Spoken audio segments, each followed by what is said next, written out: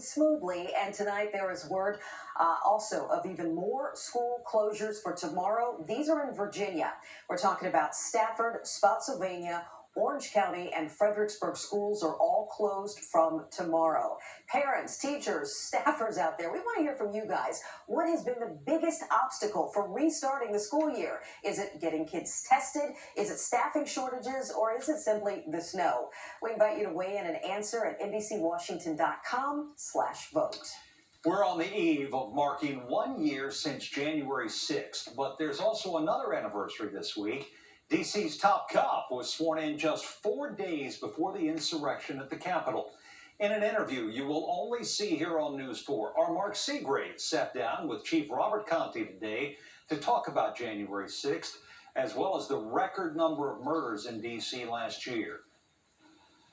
Certainly is something that I'm not proud of, and it just speaks to the fact that we have a lot of work left to do in this city. And it's not just a law enforcement, it's an entire ecosystem, it's an entire community. Sitting in his conference room at police headquarters overlooking the U.S. Capitol, Chief Robert Conte is reflecting on the record number of murders on the streets of his hometown last year.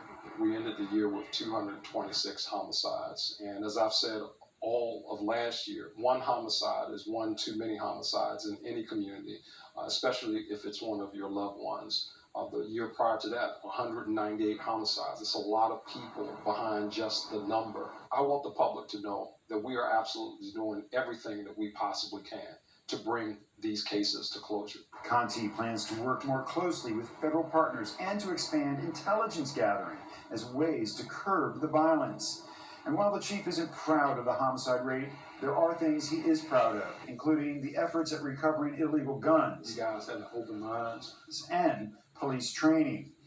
But one of his most proud moments is obviously the D.C. police response to the deadly riot at the U.S. Capitol on January 6th, just 4 days after he was sworn in as chief.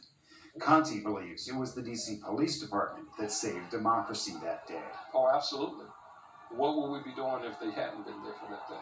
Had they not responded, where would we be today? As much as that was a sore spot or a painful spot for our country, it was also, in the same breath, it was also a great sense of pride for how the Metropolitan Police Department officers responded. Conte was on the call when the U.S. Capitol Police Chief asked the White House for the National Guard. I don't know if it was an intentional delay from the White House. I mean, I know who I was on the call with, and I know that the response was not immediate. The Capitol was under attack, and we had to respond to that. As for tomorrow's anniversary of January 6th, Conte says the Metropolitan Police Department will be ready.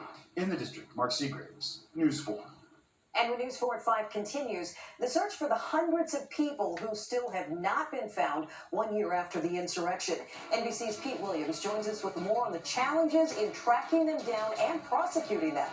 And Doug, what can we expect weather-wise? Wait a minute, you're outside. I'm trying to figure out what you're doing out there, Doug. Well, right now I'm taking a look at my pine trees out here. This morning there was snow on them. Today we got about 40 degrees, so no snow on them.